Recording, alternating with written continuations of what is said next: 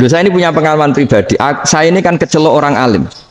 Itu kalau pernah ya saya itu berusaha ya pokoknya ya umumnya orang alim lah. Tenang terus anteng nggak gejlok-gejlokan. Itu nggak ada yang tanya. Saya mimpi ketemu beberapa ulama itu disalahkan. Terus umat saya kalau mau tanya itu ke siapa? Wong alim wis wibawa, meneng tambah banget wibawan. Bala Quran sering gojlok rektor macam-macam. Terus wong wanita kok saya biasa ke pasar pandangan dicegot orang. Gus, putri saya itu sering keluar darah tapi melebihi batas haid gini-gini. Kalau badhe sowan jenengan, gak usah sowan ngene mbek ngadeg-ngadegan. Terus tanya, yang haid berapa hari, Gus? Ya supaya rudat ilal adat. Adat sebelum dia punya penyakit istighadah itu berapa? 6 hari ya sudah, kembali 6 hari lainnya mustahadah, tetap sholat, tetap normal. Tapi kalau sawi bawa, mau pasar go tasbih dulu. Iku mesti wong salaman njaluk donga yakin. Tapi baru kayak rada uraan ketemu wong-wong, dol pening ndi? Maaf pening ndi? Gus beneran Gus ketemu jenengan kula wingi badhe tua kok. Ini tanya. Jadi uraanku iku amdan. Lha nek sampean asli. Asli uraan.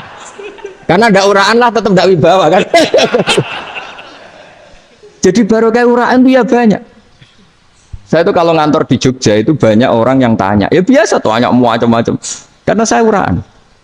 Ke pasar ya orang, bahkan di bis sering ketemu orang, wah beneran Gus kalau badhe sowan jenengan badhe tanya ini. Ya sudah di sini aja. Jadi semua itu diilmoni. Nah, Nabi itu punya sisi yang dua-duanya jalan. Memang beliau luar biasa, dipilih Allah yang luar biasa. Nabi ketika wibawa itu banyak sahabat yang bahkan mengenali wajahnya aja tidak bisa. Ka'anna ala ru'usihim at-tayr. Bayangannya seakan-akan di kepalanya itu ada burung yang takut terbang, saking antengnya. Tapi Nabi sekali mengeluarkan job, sekali santai, itu sahabat tanya itu sampai yang nggak pantas ditanyakan. Nabi saya tadi kumpul istri saya, tapi tidak enzal itu wajib mandi ndak. Aro'aita law anna ahadana ya'ti imro'atahu walam yunzil. Itu ya ditanyakan. Nabi pun kumpul itu betul sakit enzal sepundi. Guys betul lagi.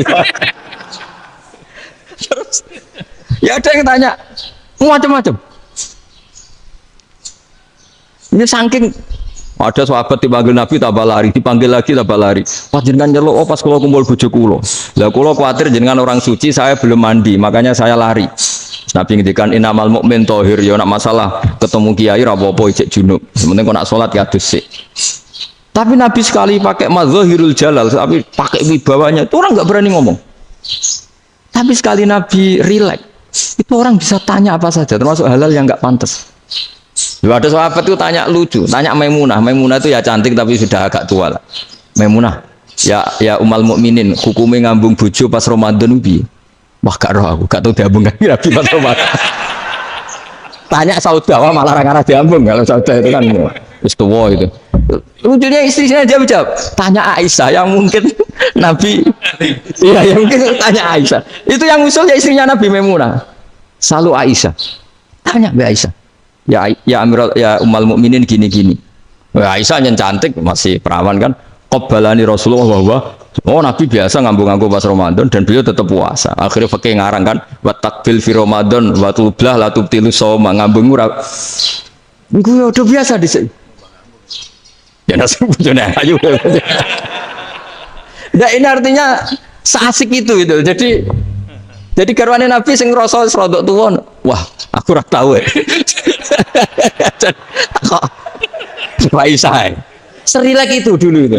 Maksudnya orang-orang Islam pertentangan itu. Maksudnya dia balik semua ini bedanya orang pesantren sama orang kampus. Kalau orang kampus mau cerita agama itu rahmatan lil alamin, tapi nyontokno rileke ora iso. Agama itu rilek, tapi nyontokno rileke ora iso. Mergo ya rapati ngaji. Contohnya ora iso, tapi mau gawe kaidah bahwa Islam itu rahmatan. Jadi Nabi itu lah, Allah juga gitu. Allah itu kalau sudah memperlihatkan madzahirul jalal, itu mbok malaikat Jibril rawan. Ketika Allah dengan madzahirul jalal. Tapi kalau Allah dengan madzahirul jamal, madzahirul apa? Jamal. Itu ya gojo-gojo kan ambek makhluk gojo. Ya buli-bulian cara sakniki. Ya sampean delok ning hadis syafaat itu, akhiru man dakhalal jannah atau akhiru man kharaja minan nar itu di beberapa judul. Ada seorang rojul yang ahli neraka ya, diintas sebagai pangeran, terus ditudono swarga. Gusti swarga sengiler tok ora wong wayu ora wis wong ngiler tok ngerjaluk Gusti mosok roh tok ora oleh mlebu jarimu asal mlebu metu kon neraka ora jaluk-jaluk meneh sumpah lho ya gak jaluk apa-apa meneh mboten Gusti sekali saya keluar dari neraka ndak akan minta apa-apa lagi wallahi sus wallahi la as'alu ghairah mesti ghairah khoslah ghairah tilkal khoslah ini ku pokoknya selain keluar dari neraka saya ndak akan minta lagi didono swarga wong do kelon seru wibet kan sing bojone elek kan dendam dadi ning swarga iki swarga wis macam-macam Gusti mosok roh tok ora oleh mlebu jarene ra janji ra njaluk meneh akhire ya wis didelokno neraka jadi pangeran jawabe gampang didelokno neraka roh neraka begitu menyakitkan begitu ngeri sudah Gusti saya ndak minta surga sementing nggak masuk neraka Rabbana srif anna adzab jahannam setelah lama itu diadupno swarga njuk mlebu swarga terus diadupno neraka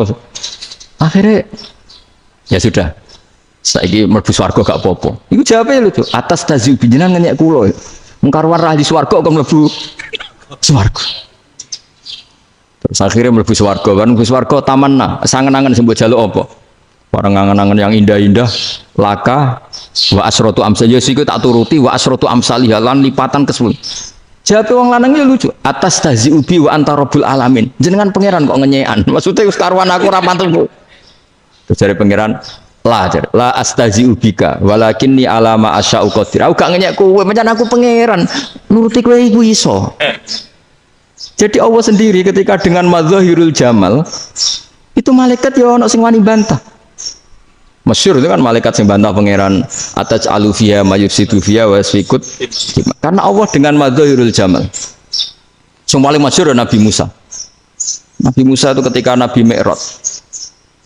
itu beliau kira-kira di langit keempat lah yang masyhur atau kelima melangkahi Nabi Musa menangis ya Robbi ini apa-apaan orang sing ja'a ba'di kemudian melangkahi makom saya ini apa-apaan dan Nabi Muhammad kan apapun hebatnya kan junior kok melangkahi makom saya ini apa-apaan nggak fair ya? Sampai Nabi Muhammad itu tanya gini sama Jibril reaksi Allah gimana ketika melihat Musa seperti itu jawab malaikat Jibril lucu ya roh hiddatahu Allah sapal gayanya Musa biar ya dibiarin aja sama tapi yang jenenge Nabi Musa itu kekasihnya Allah tetap berkah bagi kita betul ketika setelah Mi'raj diwajibkan sholat 50 gendena Nabi Musa kelihatan nabinya sebenarnya Nabi Musa itu sebetulnya loh gak nguntungkan kita sebetulnya tapi yang nguntungkan sebenarnya tidak niat nguntungkan kita tapi nguntungkan Nabi Ibrahim kan di langit ke-6 keren lah konti jong ketemu Allah ngeten-ngeten kan sholat seket karena Nabi Ibrahim terkenal Nabi baik ya tidak bantah bareng Nabi Musa kenapa diceluk pangeran kalau akan sholat ping seket inna umataka la tutiku dalik wah gak kuat umat serai-rai ke umatmu orang arah kuat seket roda tapi sebenarnya Nabi Musa itu niatnya bukan membela kita fa inna umati la umatku sing gagah-gagah ra iso meneng umat berarti sebetulnya ya itu masih pakai gengsinya wes ngono-ngono lah sementing kita untung ya sebetulnya dia itu gak terima wong umat saya aja yang lebih kuat gak kuat apalagi umatmu nah terus sebutin irji ila rabbika fas'alhu takhfif itu berarti Allah dengan madzahirul jamal sudahlah datang ke Allah minta keringanan Allah itu baik minta ambil Allah itu ringanan mau 5 tok jadi cek 45 balik ke Nabi Musa piro 45 cek ra kuat umat wong umatku ra kuat jadi sebenarnya dia bilang umatku ra kuat lu cara Nabi Muhammad model wong Malang yo itu umatku be umatmu ribet kan itu Nabi Muhammad kan tidak seperti itu kan tidak punya akhlak Malang kan akhlak maksudnya akhlaknya mujur itu akhlak yang baik gitu ya akhlak yang mujur bukan yang Malang gitu jadi Nabi ya manut tinggal 40 kan dikurangi lagi 35 sampai 9 kali kan masyhur itu ya kan kalau dikurangi 55 kan berarti turun naik kan 9 kan itu setelah 5 itu Nabi Musa cek usul masih ragu itu cara Nabi munggah nentek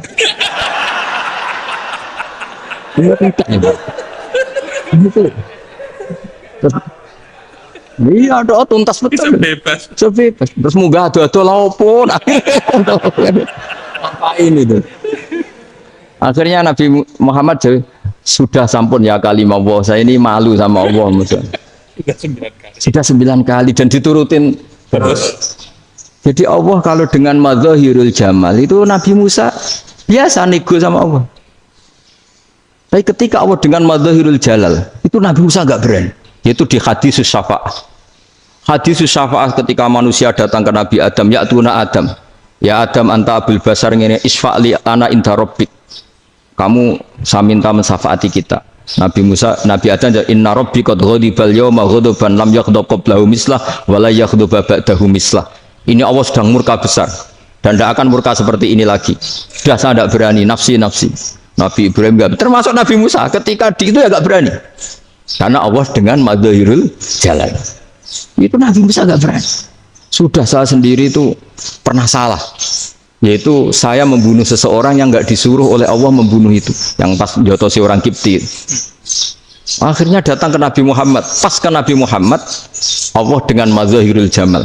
Apa dengan madzahirul jamal sampai Kanjeng Nabi ngendikan analah saya akan memintakan syafaat kalian. Terus fa ahmadu rabbi bima hamida allamaniha rabbi. Saya muji Allah dengan pujian-pujian yang orang lain tidak tahu, hanya saya yang diajari, kata Rasulullah.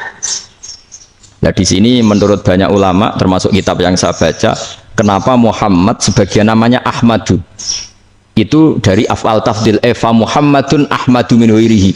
Muhammad Rasulullah itu kalau muji Allah di atas cara mujinya nabi yang lain. Jadi Ahmadu bukan dari fi'il mudhari' lil mutakallim tapi dari af'al apa? Tafdil. Fa Muhammadun Ahmadu min ghairihi. Bahwa Kanjeng Nabi Muhammad sallallahu alaihi wasallam itu cara mujinya Allah di atas pujian para nabi. Makanya di sini Sayyid Ali Zainal Abidin kalau muji hamdal hamidin wa fauqa hamdil hamidin. Jadi pujian saya ini di atas rata-rata cara mereka apa? Memuji. Yaitu sirinya apa? Nabi itu tahu bahwa akhirat tidak bisa batasi Allah. Kamu tidak bisa nyemprit Allah. Allah, ini akhirat loh. Amal sudah tidak manfaat. Ingat itu. Tidak bisa seperti itu. Allah itu nggak bisa tunduk sama konstitusi yang bernama akhirat. Artinya Allah meskipun di akhirat tetap dua hak yaf'alu ma yasa atau yaf'alu ma yurid. Nggak bisa kamu terus wah ini akhirat amal ra iso dikirim wong mati, amal ra iso dikirim. Yo pangeran kok mbok atur. Kalau kita yang mengirimkan tidak bisa, tapi kalau Allah tetap bisa. Makanya ada kiai mengatakan kodok qadar ra iso dirubah, itu kamu. Makanya ada seorang kiai ditanya, kodok qadar iso dirubah sekali dicatat selesai. Jadi kiai tadi, tapi nak Allah iso. Dalile apa yang huwa ma yasha wa yusbit. Nak Allah ya iso, sing ra iso kan kita. Nah, Nabi itu tahu betul meskipun akhirat itu Allah masih bisa dinego saking baiknya. Akhirnya Nabi sujud, masyhur itu terus, ya Muhammad irfa' ra'sak wasal tuqa wasatu safa. Semat sirahmu angkat, kuwi apa tak turuti. Terus semenjak itu Nabi minta apa? Syafaat. Artinya apa? Ketika Nabi lain berpikir bahwa akhirat ini membatasi amal, karena sudah Nabi tahu betul kalau Allah tetap Allah, yang enggak terbatas kekuasaannya, enggak terbatas rahmatnya juga saat di akhir. Makanya disebut fa Muhammadun Ahmadu min ghairihi. Makanya wa mubasyiran bi rasuli ya'ti mim ba'di ismuhu Ahmad. Jadi makanya terus banyak GNO sing macam-macam lah. Semono sing potongane wedi itu hati-hati. Itu berarti makome madzahirul jalal. Ono sing amen guyon nek makome madzahirul jamal. Ono sing ra jelas ngene iki, sing ra jelas. Nak guyu buanter kok nangis yo buanter. Jebule urusan utang lah ini sudah yang udah.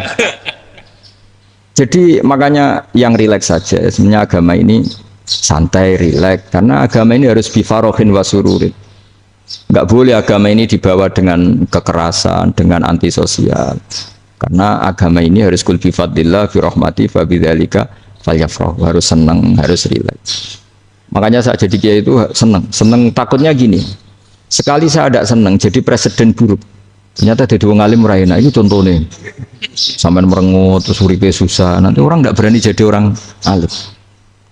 Makanya saya buktikan bahwa saya lebih bahagia dibanding rektor. Nanti orang ingin jadi rektor semua, ingin jadi orang alim. Saya pernah ketemu sekian rektor di Jogja tanya, Gus, kenapa jenengan bela-belain pesantren sampai segitu? Kan keren kampus NU, sekarang ada Unisma, ada NU Jogja, ada NU Jepara gini. Terus tak bilangin gini, sampai rektornya itu istighfar kan. Saya bilangin gini, ini sekaligus tak kasih tahu ini rektor Unisma ini. Tak bilangin gini, andai kan tidak ada kiai kayak saya itu Islam bisa tutup betul. Kok bisa Gus? Misalnya ada perempuan haid faqal adat. Itu kalau untuk tahu hukumnya haid daftar dulu ke Unisma. Daftar dulu kan? Setelah daftar nunggu pelajaran haid. Baru tahu haid setelah 3 tahun dari masalahnya ini. Tapi baru kayak kiai ketemu saya di jalan, Gus anak kula nu haid ngeten-ngeten mboten normal hukumnya piye? Oh, hukumnya ngene dibalekno ning adat. Ora usah registrasi, ora usah daftar. Jadi ya harus ada istighfarnya lah. Unisma juga harus istighfar, semuanya harus istighfar. Karena ada sisi yang nggak mewakili kebutuhan Islam. Tapi saya sebagai kiai juga istighfar.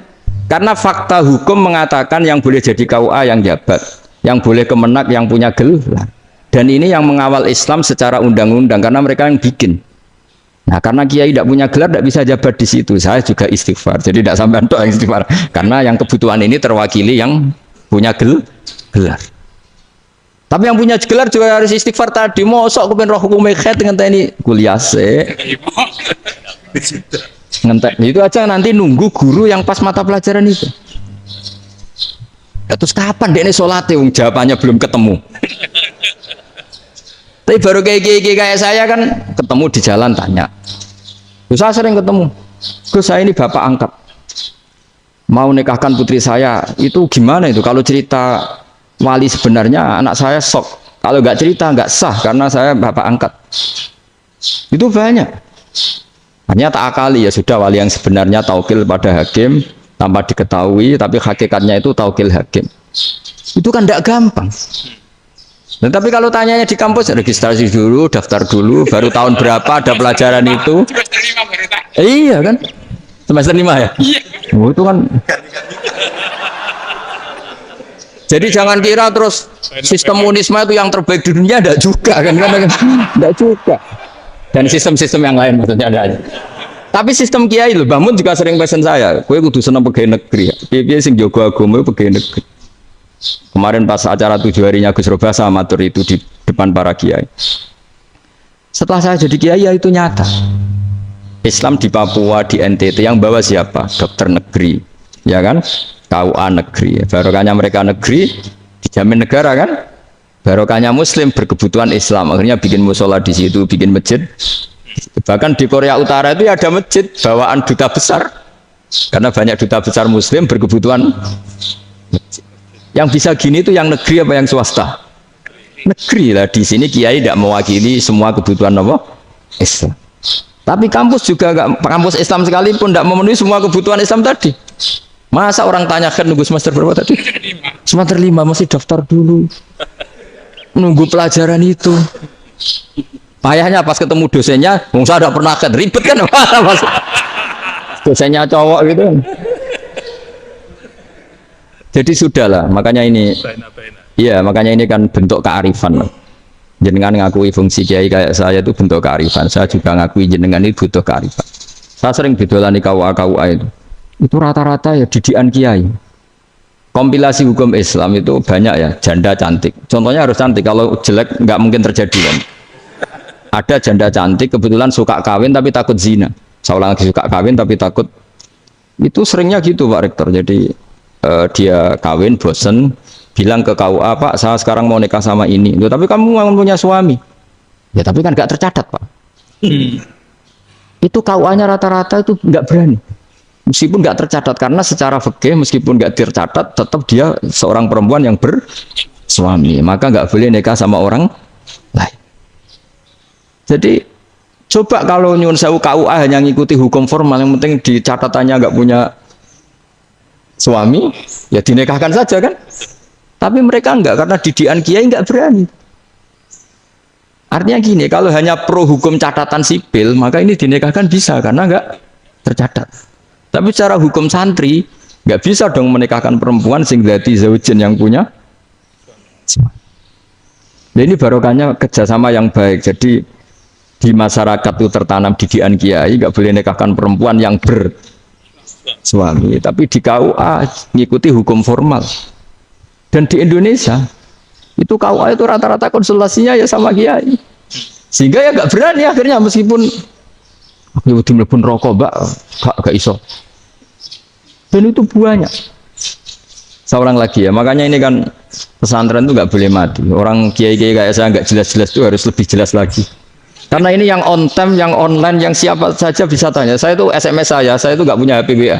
HP jadul itu SMS-nya tiap hari tak berapa orang yang tanya dari Kalimantan, dari Aceh. Gus di kampung saya ada masjid 2 itu yang Samana, ada yang dari orang perkotaan. Gus di perumahan baru ada masjid, yang Jumatan baru orang 12 sah enggak? Ya langsung saya jawab sah. Dalilnya ini. Ya sudah, nah, tapi kata Imam Syafi'i gini harus orang 40 itu madzhab Syafi'i, dalam madzhab yang lain gini-gini. Itu kalau tanya rektor itu kan ribet. Masuk ajudan dulu, asisten dulu, panjang.